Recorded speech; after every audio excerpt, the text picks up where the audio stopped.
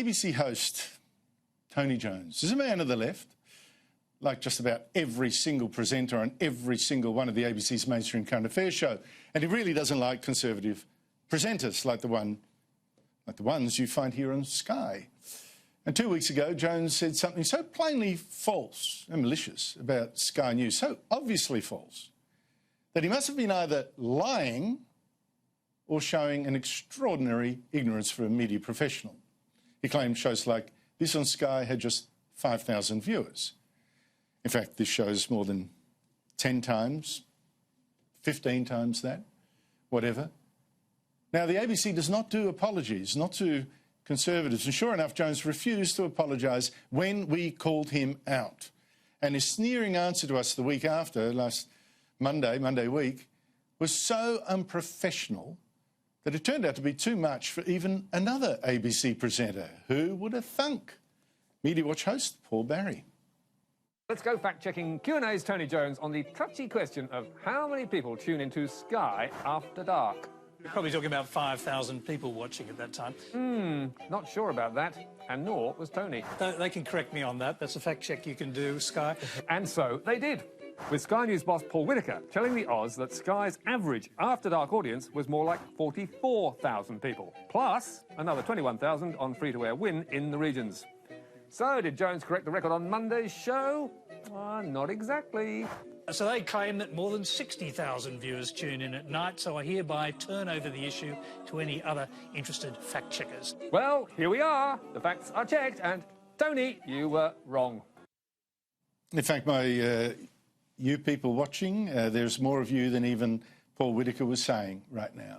So, joining me is GERARD Henderson, head of the Sydney Institute, columnist of the Australian newspaper, and author of the very popular Media Watchdog blog, which you should watch or read every Friday. GERARD Henderson, should we say to Paul Barry, well done? Well, I gave Mr. Barry a 5 Paws Award in my Media Watchdog last Friday for fessing up and saying that Tony Jones was wrong, because the ABC managing director wasn't able to do that. He flicked it off to the ABC bureaucracy in Canberra, where Kirsten McLeish came back and told Paul Whitaker that the mistake was not a significant mistake. So there you've got the official ABC complaints procedure saying it's not a significant mistake, and Paul Barry saying that it's a real howler. So who would you believe, Paul Barry or a bureaucrat in Canberra who knocks back about 77, 78% of all complaints that are received at the ABC? So, really, I say it again, GERARD. Last time you mentioned that stat, you know, I've got to say that whoever handles the ABC complaints and finds the viewers guilty of exaggerating 98% of the time should be a judge in China. They'd have, with a record like that, China wants them. Yeah. Well, I think that's right. Well, the ABC doesn't really acknowledge mistakes, and when they do, they try to hide them up. But this is a glaring mistake because it has commercial implications.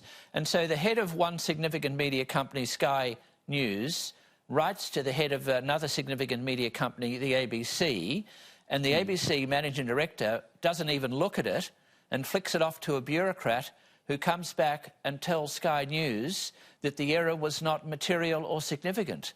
Now, how can you, if you get something wrong by a factor of between 10 and 15, how can anyone say that's not a significant error?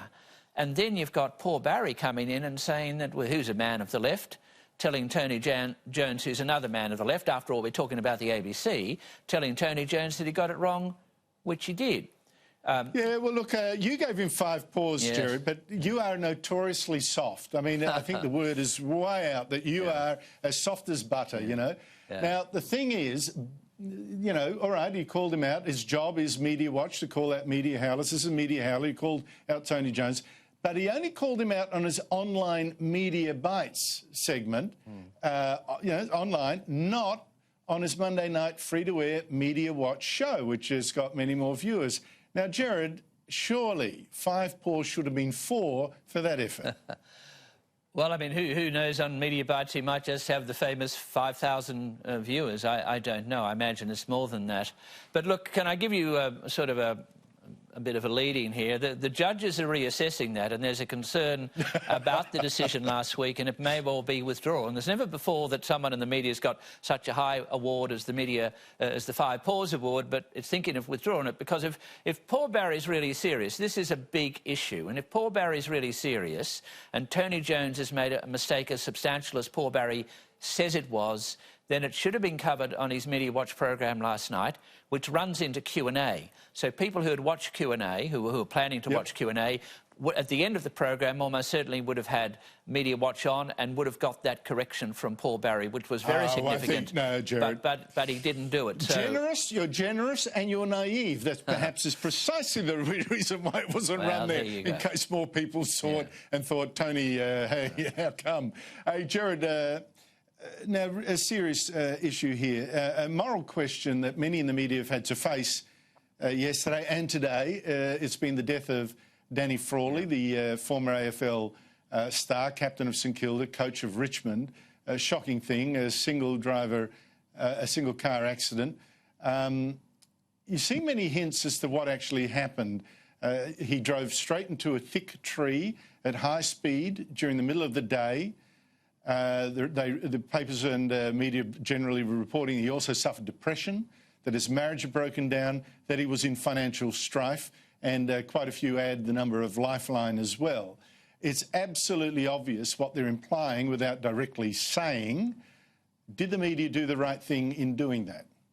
Well, there was a lot of media, and I've looked at some of them.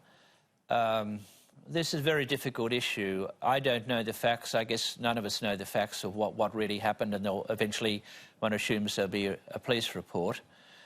Having said that, I think it's also fair to say that suicide's not regarded these days the way it once was. We're much more conscious of the whole issue of mental health.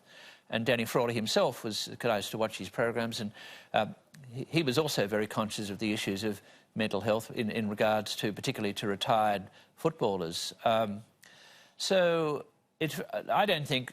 think there is a line drawn as to how far you get into personal explanations, but in this day of social media, someone's going to be talking about these issues if the mainstream media isn't. So it may be better that some of these matters are covered in the mainstream media, which usually will be more responsible than what will probably appear or probably already has appeared on social media. Look, it's a very difficult position. I understand Jeff Kennett, who is quite sensitive on these matters, he put out a tweet about it.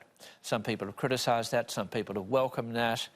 I think at this stage we just should step back and acknowledge that that the deceased person had a very impressive life, did a lot of good work, was very skilled in the areas that he was in, media and before that sport, and probably leave it at that. But I think it's reasonable that people talk about suicide. I think it's probably helpful overall than to deny it as would have happened, say, 30, 40 or 50 years ago. Otherwise you've got a mystery there. And just you refer to Jeff Kennett's, the former Premier's tweet. He's had huge experience in this field as former chairman of Beyond Blue, so I think he wouldn't have done it without some deep reflection. He tweeted that Danny Frawley, sad beyond sad, worse now from his family. My thoughts are with them, and so sad we could not save Spud being Danny Frawley. And just on your point about the media being more responsible, I have to give a big thank you to my employer at the Herald Sun newspaper. It knew for hours and it didn't report. You know, obviously when you're first to social media, you get all the clicks, etc., traffic. The Herald Sun didn't report this for hours until it knew that the family had been notified. And I think people should know when the media does act responsibly. Now, from that to perhaps a lighter note, Gerard, and you alerted me to this. It's about the ABC bubble, you know, ABC presenters talking to ABC, everyone agreeing with each other, talking to only their section of the audience, everyone agreeing with each other in their own bubble. Here is some of the ABC Melbourne radio show of Miff Warhurst that is as bubble as they come. Gerard, she's talking here to the author of the play Kill All Climate Deniers. I think you know where that's going. So settle back for a little while for some real ABC bubble speak.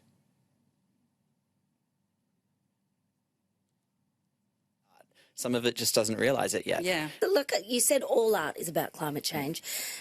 I'm thinking, does Nicki Minaj have a climate change angle, do you think, in her, latest absolutely. raps? I think you can read pretty much every artwork in the 21st century through the lens of climate. Some of it might be almost deliberately avoiding the topic. You know, you might look back from 100 years' time and say, oh, look, these works were really acknowledging what was going on. These works were deliberately escaping from it. I've got a long background making lots of work around the environment and politics, and it's codified almost into a genre. Climate art has, there's a few rules. It has to kind of lay out the terrible fact. I spent years trying to make work that did cross the political divide. But then about sort of 3-4 years ago, I wrote a play called Kill Climate Deniers. And so I really wrote myself off from being able to speak to anyone across the political divide. So I'm no longer in a position to connect with anyone outside the bubble. Right. Yeah. Oh, dear. But I mean, actually, I'm not sorry about that. And for context, Miff Warhurst is a climate alarmist as well, has been ranting about that this week. Gerard, your reaction? Well, I thought it was pretty funny. Once upon a time in that period between 12:30 and 1 o'clock on ABC Radio, you had the second half of The World Today, and that was taken away some years ago, and this program has come in. And so what you had is a whole group of, or three people all agreeing with one another, and Mr Finnegan being surprised at having written a book that called Kill All Climate Deniers. Some people don't want to talk to him. Maybe they're scared of him. And then Bronwyn Johnson was the other figure on, and she's also into climate art of some kind. And what she said was that she gets to know what she knows by reading posters in inner city Melbourne in the suburb of Collingwood, which is... Northcote. No, Gerard. I'm sorry, Gerard. was it... I have to... For sorry, those you're not right. from Victoria, Northcote is... Honestly, it was Northcote, Victoria yes. Victoria's the most socialist state in Australia, I think, by wide repute. Northcote is the Kremlin of Victoria, the Kremlin of Victoria. I need a passport to go there, and I've got to cover my face in case... Anyway, Gerard Henderson, thank you for drawing our attention to this bubble speak, and we'll see you next week. Thank you.